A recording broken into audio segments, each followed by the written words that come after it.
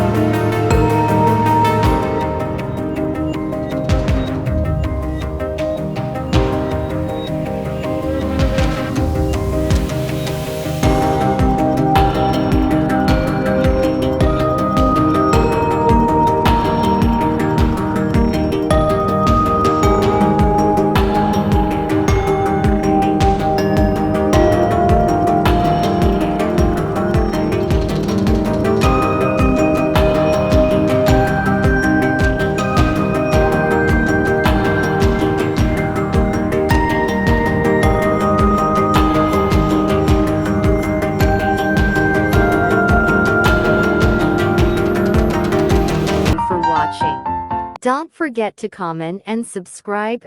See you next time. Ciao.